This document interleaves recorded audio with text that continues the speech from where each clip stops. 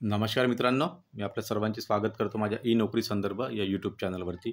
Job related काही पण update असली की आपण या यूट्यूब चॅनलवरती अपलोड करत असतो. जर तुम्ही या चॅनलवरती नवीन असाल मित्रांनो, तर रेग्युलर अपडेटसाठी चॅनलला सबस्क्राईब करा. व्हिडिओला लाईक करा. तुमचे जे काही डाऊट्स असतील तुमचे, तर कमेंट बॉक्समध्ये येऊन कमेंट करा. आपण प्रत्येक कमेंटचं उत्तर देत असतो. तर चला व्हिडिओला सुरुवात करू मित्रांनो. ज्या प्रकारे तुम्ही आता इथे थंबनेलमध्ये बघताय, आपल्याला आजपर्यंत जी काय अपडेट आहे सरळ सेवा भरती रिलेटेड, ती आपण माहिती या व्हिडिओमध्ये कव्हर करणार आहोत. काही नवीन निकाल आलेले आहेत आणि ते कोणते निकाल आहेत त्याची माहिती आपण या व्हिडिओमध्ये घेणार आहोत. आणि तुमचे काही प्रश्न असतील मित्रांनो, तर तुम्ही इथे कमेंट बॉक्समध्ये पण कमेंट करू शकता. आणि आपलं टेलिग्राम चॅनल आहे, त्या टेलिग्राम ग्रुपला जॉईन व्हा, जेणेकरून जे काही अपडेट असतं आपली जॉब रिलेटेड किंवा रिझल्ट रिलेटेड किंवा आपली सरळ सेवा भरती रिलेटेड काही पण अपडेट असली तर आपण त्या चॅनलवरती टाकत असतो. तर व्हिडिओच्या डिस्क्रिप्शनमध्ये तुम्हाला जायचं आहे आणि तिथे डिस्क्रिप्शनमध्ये तुम्हाला आपल्या टेलिग्राम ग्रुपची लिंक मिळेल. तिथून टेलिग्राम ग्रुपला जॉईन व्हा आणि सोबतच जास्तीत जास्त विद्यार्थ्यांनी या चॅनलला काय करायचं आहे, सबस्क्राईब पण करायचं आहे. तर आपण सरळ सेवा भरतीबद्दलची अपडेट बघणार आहोत. त्याच्यानंतर आपल्याला माहिती आहे की आरोग्यसेवक 40-50%, त्याच्यानंतर आरोग्यसेविका आणि ग्रामसेवक यांचे नॉन पेसा क्षेत्रातील आपल्याला माहिती आहे की नॉन पेसा क्षेत्रातील एक्झाम झालेली आहे आणि आता पेसा क्षेत्राची भरती होणार आहे. तर नॉन पेसा क्षेत्रातील ज्यांची एक्झाम झालेली आहे, तर त्यांनी निकालासाठी प्रयत्न करायचे आणि ते कोणत्या पद्धतीने तुम्हाला करायचं त्याचं पण मी तुम्हाला इथे त्याची डिटेल सांगणार आहे. तर व्हिडिओ जराही स्किप न करता संपूर्ण बघा. आपल्याला सर्वांना आता प्रयत्न करावे लागतील जेणेकरून निकाल लवकरात लवकर लागला पाहिजे याच्यासाठी. तर ती पण मी तुम्हाला माहिती या व्हिडिओमध्ये दाखवणार आहे. तो फॉर्मॅट दाखवणार आहे तुम्हाला, फक्त व्हिडिओ संपूर्ण बघायचा. त्याच्यानंतर आता कोणत्या नवीन विभागाची सिलेक्शन लिस्ट किंवा वेटिंग लिस्ट आलेली आहे ती पण माहिती बघणार आहोत. सोबतच भूमी अभिलेख आणि कृषी सेवक निकालाबद्दल काय अपडेट आहे ते आपण संपूर्ण माहिती या व्हिडिओमध्ये बघणार आहोत. तर आता चला व्हिडिओला सुरुवात करूया. तर व्हिडिओला सुरुवात करण्याआधी मी तुम्हाला आपल्या टेलिग्राम ग्रुपवरती घेऊन चालतो. इथे मी ऑलरेडी ती माहिती टाकलेली आहे. तर इथे बघा मित्रांनो, 2 आज निकाल आलेले आहेत आणि पहिली जी अपडेट आहे तर तुम्ही बघू शकता. तर ही आहे कृषी सेवक संदर्भात. तर आता आपण ही लिस्ट ओपन करूया. ही लिस्ट ऑलरेडी आपल्या टेलिग्राम ग्रुपवरती अवेलेबल आहे. तर बघा, फायनली जे कॅन्डिडेट सिलेक्ट झालेले आहेत, इथं लिस्ट लागलेली आहे, फायनल सिलेक्शन लिस्ट फॉर कृषी सेवक एक्झामिनेशन नॉन पेसा क्षेत्रातील. तर ही लिस्ट आपण आपल्या टेलिग्राम ग्रुपवर अवेलेबल आहे. आता जे कॅन्डिडेट सिलेक्ट झाले त्यांना कॉंग्रॅच्युलेशन्स. आणि इथे जे कॅन्डिडेट सिलेक्ट झालेले आहेत त्यांनी आता इतर कुठल्याही DVसाठी जाऊ नये. जर तुम्हाला कृषी सेवकचा जॉब करायचा आहे, तर बाकीच्या ज्या पोस्ट आहेत त्या बाकीच्या विद्यार्थ्यांसाठी तुम्हाला इथे सोडून द्यायच्या. तर इथे बघा कॅटेगरी वाईज लिस्ट दिलेली आहे. इथे बघू शकता तुम्ही SCची लिस्ट आहे आणि याचा कट ऑफ बघू शकता 142, 139, 140.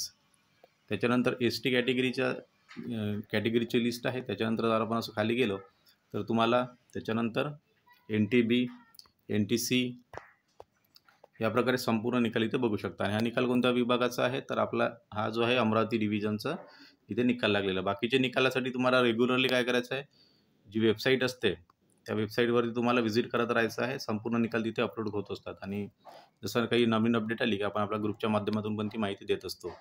तर खूप मोठी लिस्ट आहे. ज्या विद्यार्थ्यांचं सिलेक्शन झालं त्या सर्वांना कॉंग्रॅच्युलेशन्स. आणि दुसरी लिस्ट आता आपण बघणार आहोत. दुसरी लिस्ट कोणती आहे तर ती बघूया आपण. तरी कृषी सेवकचं झालं. त्याच्यानंतर बघा एक सुधारित आपली वेटिंग लिस्ट आलेली आहे आणि ती वेटिंग लिस्ट आहे, तर ती वेटिंग लिस्ट या विभागाची आहे. तर इथे बघा भूमी अभिलेख नागपूर संदर्भात ती माहिती आहे आणि याची सुधारित वेटिंग लिस्ट आलेली आहे. ज्या विद्यार्थ्यांचं वेटिंग लिस्टमध्ये नाव आहे त्या विद्यार्थ्यांनी एकदा संपूर्ण माहिती बघून घ्यावी आणि संपूर्ण समोरची प्रोसेस काय आहे ते तुम्हाला इथे आपली जी काही प्रोसेस आहे ती संपूर्ण इथे फॉलो करायची. आता इथे बघा कॅटेगरी वाईज यांनी इथं मेन्शन केलेलं आहे. ही OBCची बघू शकता सुधारित यादी. त्याच्यानंतर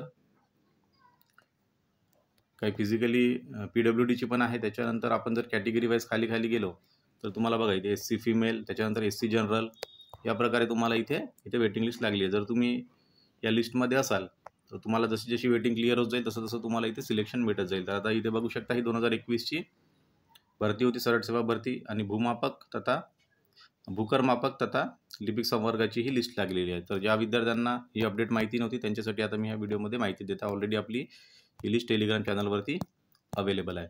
तर या 2 गोष्टी झाल्या मित्रांनो. आणि ज्या प्रकारे आपण थंबनेलमध्ये तिसरा पॉईंट आपल्याला कव्हर करायचा आहे तो म्हणजे आता जिल्हा परिषदेची जी भरती झाली तर आपल्याला आरोग्यसेवक आरोग्यसेविका यांचा निकाल कधी लागेल असा बऱ्याचशा विद्यार्थ्यांचे प्रश्न येत आहेत.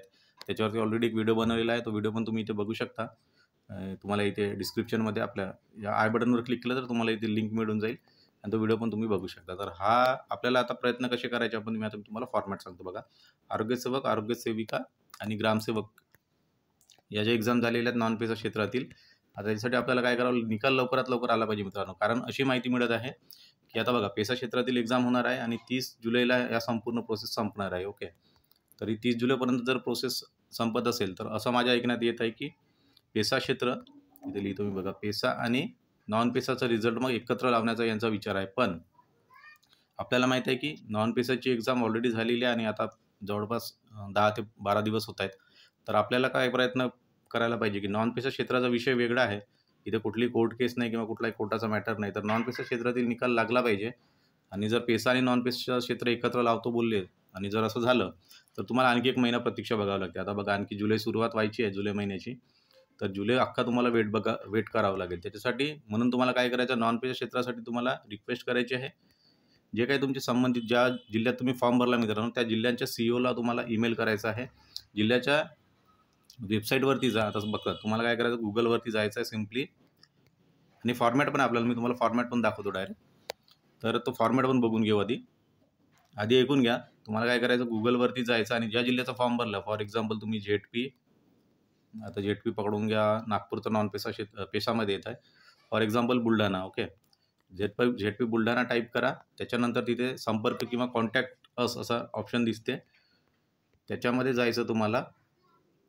कॉन्टॅक्ट असमध्ये जायचं. कॉन्टॅक्ट असमध्ये गेले की तुम्हाला त्या फोल्डर तिथे तुम्हाला ईमेल आय डीज दिसतील बरेचसे तिथले जे काही अधिकारी आहेत. तर तिथल्या सीईओला तुम्ही तिथला ईमेल आय डी कॉपी करायचा आहे आणि जाऊन आपण तो कॉपी करून आपल्याला ईमेलमध्ये CCमध्ये जोडायचा. आता मी ईमेलचा फॉर्मॅट दाखवतो तुम्हाला. तो ईमेल पण आपण फॉर्मॅट बघूया. चला आता आधी आपण ही टेलिग्रामवरती जी माहिती टाकली आहे तिथे जाऊया. तर बघा इथे बघा तुम्हाला इथे दिसेल नॉन पेसा क्षेत्रातील रिझल्ट. आपल्याला एक ईमेलची मोहीम राबवायची आहे आणि ही तुम्हाला लिंक दिसतंय. याच्या लिंकमध्ये जर तुम्ही क्लिक केलं तर एक डायरेक्ट फॉर्मॅट येतो तो. तर मी आता तुम्हाला दाखवतो. तर इथे बघा आता क्लिक करेल मी आणि हा मेल सर्वांना करायचा, सोबत CCमध्ये पण जोडायचा आहे. CCमध्ये काय जोडायचं ते सांगतो मी आता तुम्हाला. तर बघा मित्रांनो, या लिंकवर तुम्ही आधी क्लिक करा. त्याच्यानंतर आपला रेडीमेड फॉर्मॅट ओपन होईल.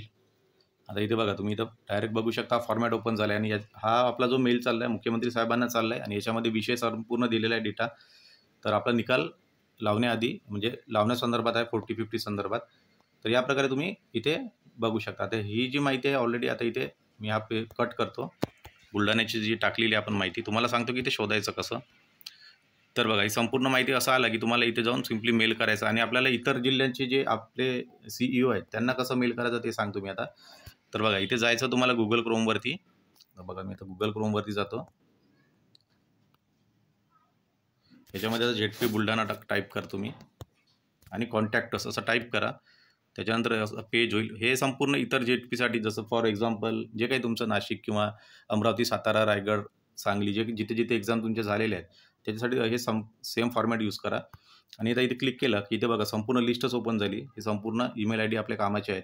तर या प्रत्येक जे जिल्ह्याचे सीईओ आहेत तुम्ही जिथे एक्झाम दिली ते तर त्यांच्यासाठी कॉपी करा हे मेल आणि इतर जे काही अधिकारी तुम्हाला महत्त्वाचे वाटतात त्यांचे पण इथे ईमेल आय डी कॉपी करायचा. आता मी सिम्पली यांना कॉपी करतो. कॉपी केला. परत आपल्या जी लिंकवर क्लिक करून आपण जो मेल फॉर्मॅट ओपन केला आहे आता तिथे बघा ही ईमेल आय डी मी पेस्ट करतो.